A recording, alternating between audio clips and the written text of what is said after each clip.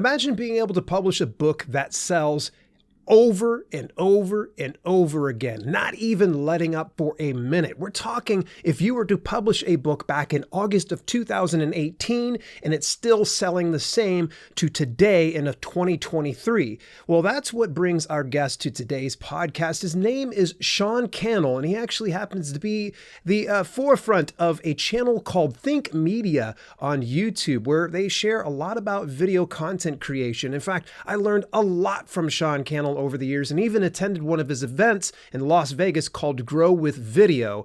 And I was just elated when his team had reached out to me and said Sean was interested in appearing on this podcast to talk a little bit more about YouTube Secrets, his book with Benji Travis. And so I think it's going to be a lot of fun just to kind of pick his brain, see what it takes to put out a book that continues to sell again and again, a perennial seller, if you will. So without any further ado, it's with great pleasure I introduce you to Sean Cannell.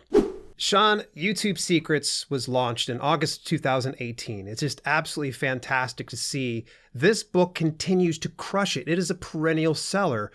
What went behind all the work of YouTube Secrets? What was that like starting to build up to that launch in 2018? Yeah. The crazy thing is our ambition, and I co-wrote it with my friend Benji, was we were like, it's going to take about a year to get a book out. It's self-published, and we figure, 12 months, maybe a little longer. But what ended up happening was it was about a 4-year process. Now, it didn't have to have been that long, but the reason why it was because we really wanted it to be right and not rushed. And one of the things I've learned about great books is a lot of blood, sweat, and tears went into them. And so there was a few advantages we had. We had Benji's experience in YouTube. We had my experience in YouTube. He was more the YouTube celebrity side with his wife. I was more like the freelancer behind the scenes with other people. So it was really an obsession with the content. But then we also, what ended up happening because of that time was we grew a YouTube channel together and interviewed, by the time the book came out, over 100 different entrepreneurs and creators. So it was just part of it wasn't even just, is this a good book, but are these hypotheses actually proven? Does our framework actually work? Has it been tested in multiple environments? Have we really scoured the landscape of planet Earth to find the best and brightest voices? And then have we wrote and rewrote it as well? And some of it was being a little busy, especially on my part. Like if we would have, lessons I've learned is if you really wanted to get a book out faster, block the time properly on your calendar to really drive it all the way to the finish line, as opposed to try to chip away at it. You got to do what you got to do. And that's kind of what happened to us. But if you chip away at it while you're juggling 48 other things and probably you can only handle 30, I was already kind of overloaded. So all of those things were sort of a piece of it. But the net result was, to your point, a perennial seller. And I think it's because it's truly a great book and a lot of time went into it. It wasn't a rushed ChatGPT wrote it, ebook came out in 4 seconds, and just kind of a cash grab. And I think that has been proven. The one other big piece was the obsession to actually build a framework, just like Stephen Covey or many people who understand the power of frameworks in the self-help business development industry. Like if it's a good framework, it's an unbreakable framework. You can't really add,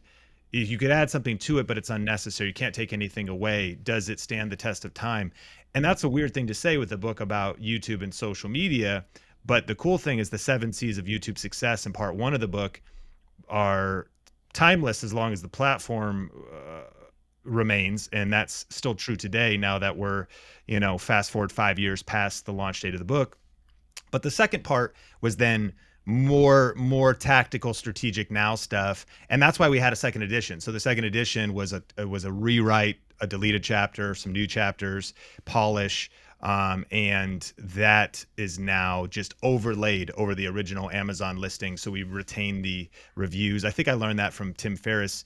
The book does say 2018, but really it's like a late 2022 release in its current version. But you can't really change the title or the date, or it messes up the listing and the reviews and everything else. So when I look at like 4 Hour Work Week, he overlaid the new and revised version, continuing to compound on that original listing. Certainly you could have started a whole new listing. I think it might be a new ISBN or whatever, but I'm not sure. Anyways, that's all part of it. So it was quite a journey. I just think pain, struggle, time, rewrites, not wanting to rush it. And I think that's a big pressure for people in today's world when social media is so fast. Twitter tweets are just in the now and they're short and it's all bite-sized digestible. To put out a real work of substance, deep work, Cal Newport, like to really actually do some deep work, you need time, you need margin. And that the net result was a book we're pretty proud of. Nice. You work with Benji. You guys are pretty good friends, obviously. What was that process like of writing a book together? And also, what was the creative process like? Because obviously there are probably some give and take right there. Yeah. Well, so what helped us was going third-party ghostwriter so that they could consolidate our voices. And that was a huge key. We decided that there was no way we were going to be able to sit down and like you type and then I type, or we work our way through all of that. Also, we wanted to do that. That'd be another reason why I think the book is maybe objectively a well-written book. Neither of us had previous experience as being a writer, and we hired a writer. So, a writer, an actual properly skilled writer to synthesize our voices. And then I forget what it's called, but it ended up being like third person removed or something or whatever. So even the tone of the book is we don't really kick it back and forth and say who's saying what, or we may, when we story tell, it's all smooth. It's all really, so that was a huge key. So that third person helping us was a key.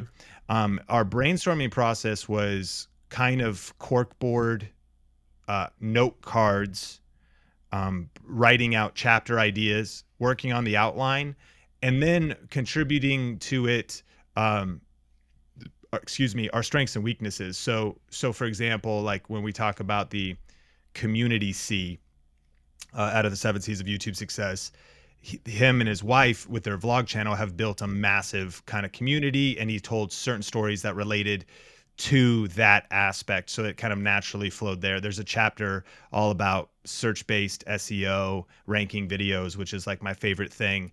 And that's kind of completely my wheelhouse. In the second edition, some of the new chapters were basically just written entirely by me. If it was kind of completely my frameworks, like I created the perfect video recipe, and that would be something the second edition came out with. So all of that's kind of chopped up. And then in the audiobook, we alternated chapters. There was as we re-recorded the second edition of the audiobook, it wasn't necessarily just you go and then I go. It was actually saying, again, which of these lend more towards your personality. I think that's what also was helpful, because in the YouTube world, there's sort of like the business owner entrepreneur mindset towards YouTube. I lean that way. Service provider or educators. And then there's kind of the entertainer, vlogger side of things. And so each kind of piece of the whole picture, it was pretty clear. Like there actually wasn't much conflict in terms of like, yeah, you take this one, I'll take this one. And so that's kind of how we worked it out. That's really cool to hear. You guys really could hash it out. And I find it so interesting that you guys decided to go with a ghostwriter, so that way it was more clean when it came out. In the second edition, you had mentioned adding some other chapters. Did you write those yourself, or did you have to reach out to your ghostwriter again to do that section? We did, but I would say by that time, I had transformed personally to where I wrote 99% of the perfect video recipe chapter, rewrote the social media chapter. I wrote that. And then Benji kind of came in and contributed a couple stories. So I actually opened up Google Docs, basically wrote the entire chapter. Nevertheless, we still let the ghostwriter kind of be like a finisher. So I would argue it's not, in this case, ghostwriter is maybe not even the right term.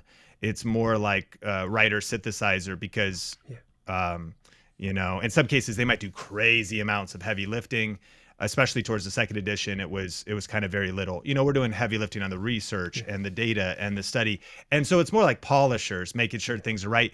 And then also having a good editor too, to polish out those rough edges. So I, as far as personally, when I think of my future too, I think that going through this process, me, the communicator, things I've learned, the reader as well, being a voracious reader, I actually think I would always work with a great editor, Yeah. of course.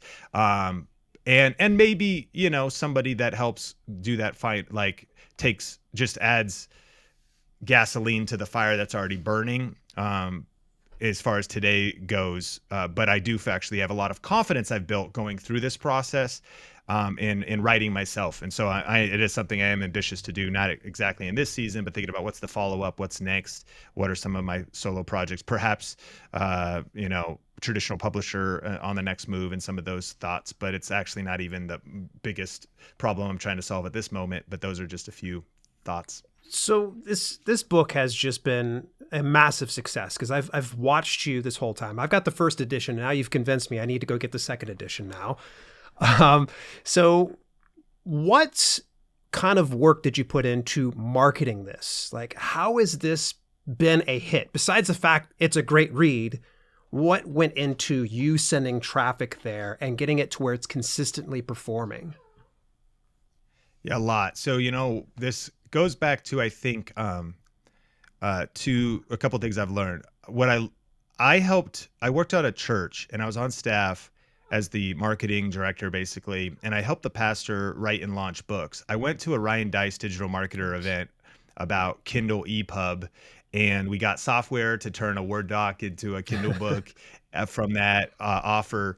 And I went to the event and I consumed the course, and I actually then interviewed him and wrote the outline and got 10 hours of audio, and then gave that to a woman in the church who volunteered, who was a decent writer, to translate it. Our graphic designer did the cover. So we launched a couple different books.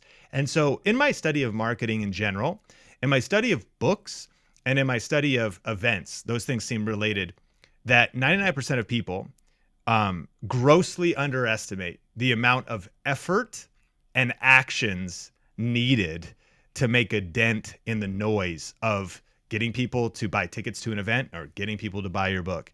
And so the mentality, because I've done both things in my career, was just sort of, it kind of makes me think of Grant Cardone 10X rule. Like you're thinking about, you want to take like a few actions, you should actually multiply your actions by 10, if not more. And so I learned that back then, in terms of people might like post one Instagram, like my book's out, and like go on, pay some PR firm and I learned these lessons too. Back then we paid a PR firm.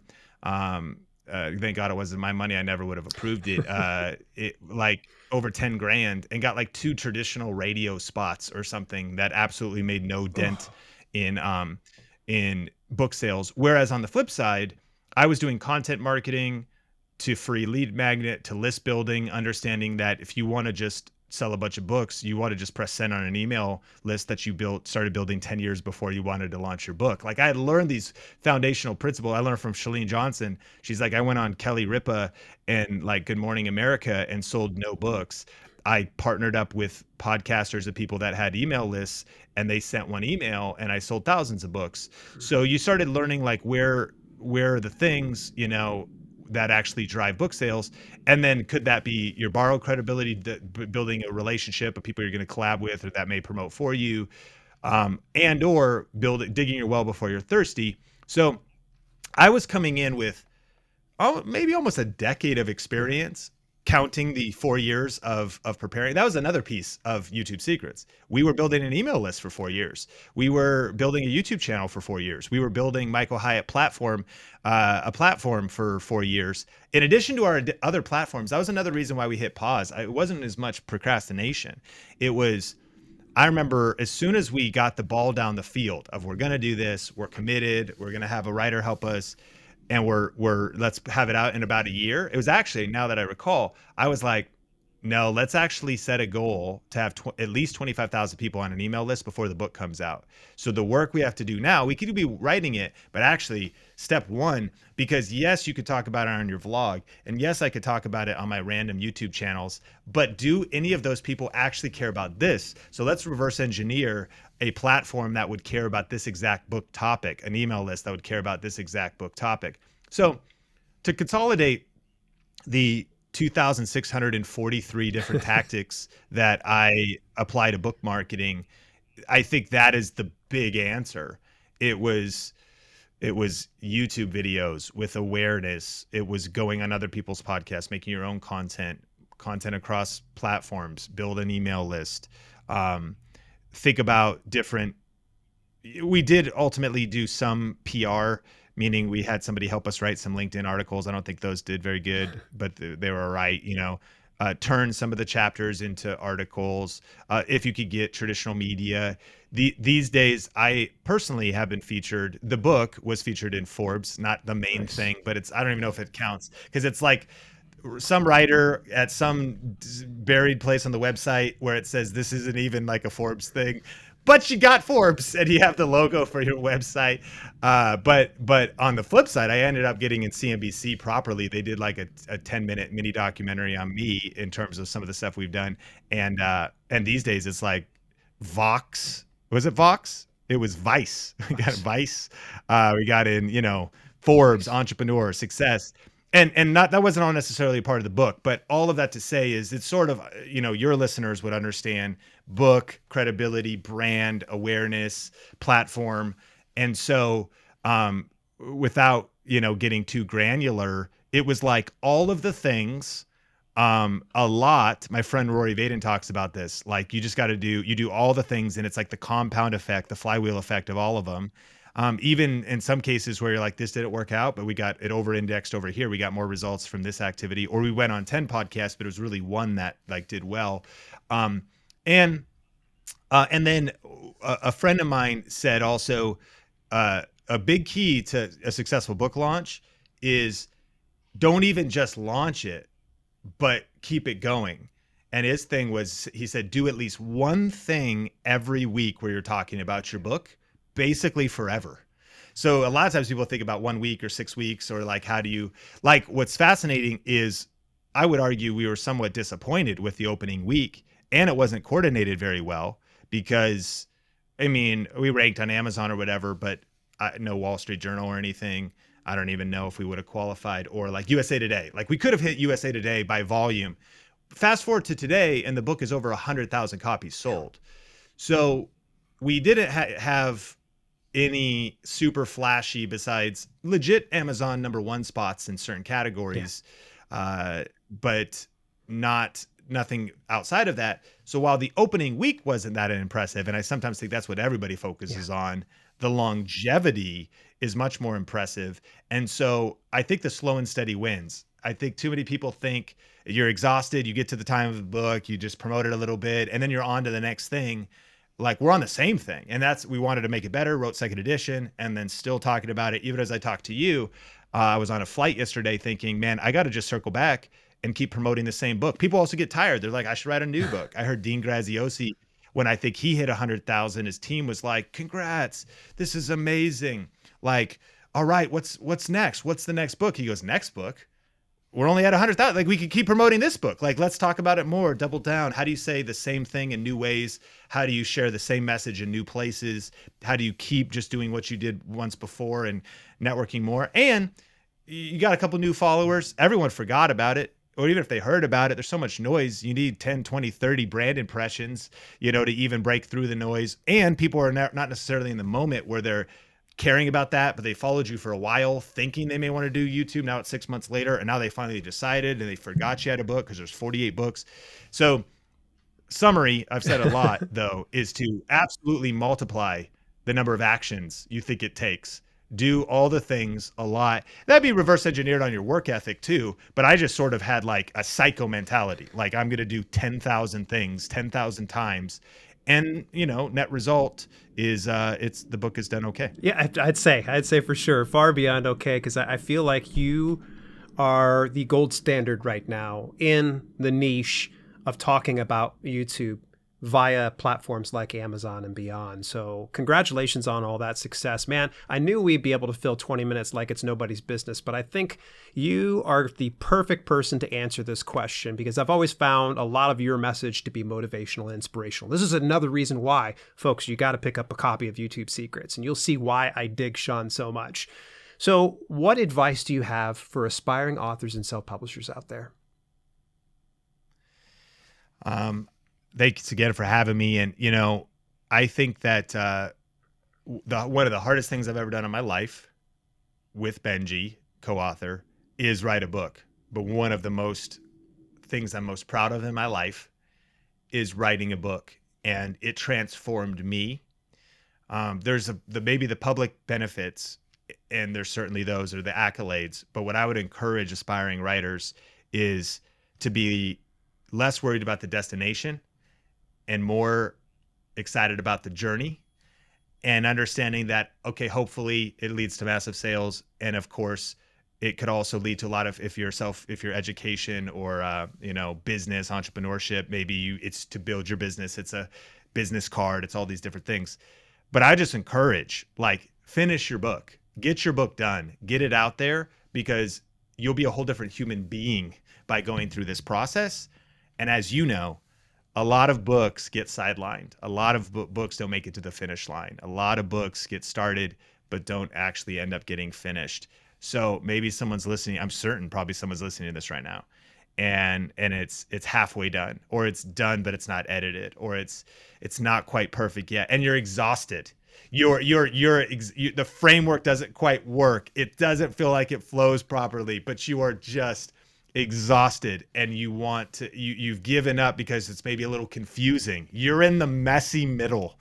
The middle is so messy and so painful and so heavy. You're in the messy middle. I want to encourage not everybody who's thinking about writing a book, you got to do it because it'll change you. Anyone who's stuck in the middle, persevere, because getting this thing to market, getting this thing out, getting this thing listed, getting this thing posted, that's when you get all the opportunity, but also you just finishing it is going to be a profound experience in your life that will change you as a person. You've been listening to the Self-Publishing with Dale podcast. Visit us at selfpublishingwithdale.com for more information on how you can level up your self-publishing business. Also, check out our growing video on demand service, chock full of free and premium content, when you head over to theselfpublishinghub.com. If you enjoyed the show, please consider leaving a review on your preferred podcasting platform.